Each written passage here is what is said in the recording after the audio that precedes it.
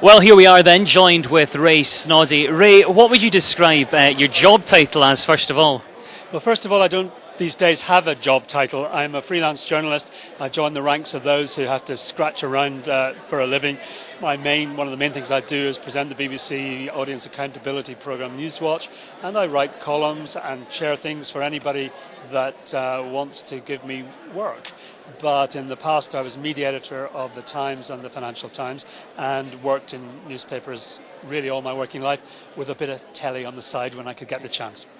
And over your career, is there any low points?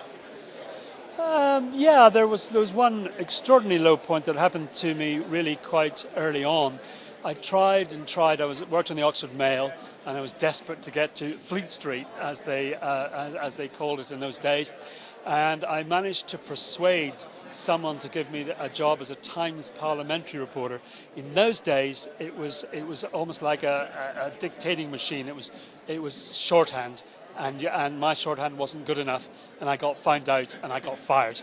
And before I got rehired many years later to be media editor of the Times, I did tell them, "You do realise one of your predecessors fired me." "Oh," he said. So it was quite fun. But no, that was low, because I'd just taken on first mortgage on a flat and newly married, and to come home and tell your wife, "Sorry, I've just been fired," is not the greatest moment of a journalistic career. Happens to everybody, or most people anyway. And what advice would you give to someone that wanted to get into TV or wanted to get into media? Well, things are much more difficult now than they've ever been. There's the paradox that at the very time when the number of opportunities are actually closing down, there seems to be more and more people want to do it. I suppose, realistically, get a degree. But I would strongly argue a degree in almost anything else other than media studies and journalism. If you have to then do a postgraduate one-year diploma in some place that specialises in practical journalism, not academic, going out and doing stories or making radio programmes, or like City University or Cardiff. There are others, but those two are particularly good. But above all else, I'm afraid you've got to really, really want to, because it's a hard thing to do. I, from a different generation, was able to almost walk into a job in a local newspaper, and it just ain't so easy anymore, I'm afraid. And what's the kind of best piece of advice you've ever been given? I don't think I've necessarily given any particular advice, but I now find myself giving advice to others, usually the parents of children, teenagers who want to become journalists. And I suppose the best, most practical advice of all is get inside. However modest the role, inside is always better than outside. You may be exploited, you may find yourself getting tea even in these modern times, but then you're inside, you hear the gossip, you hear where the vacancies are, people get to know you. If you just write a letter applying for a job, you'll be one of thousands of others going straight in the bin.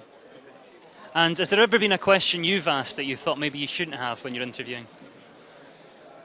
Yeah, but I'm not going to tell you what it is. Okay, that's as close to libel as this makes no difference. Let's not go there then. Finally, in about 5 or 10 years' time, how different do you think this sort of market will be? It's pretty obvious that television is holding up pretty well, though it will be more and more competitive. The online sector will grow and grow, both on demand and digital, but the difficulties of making a living from that will be just as hard as before. Newspapers will probably get more and more squeezed, because circulation of paper copies keeps going down, even though a vast number of people like reading the stuff for free online.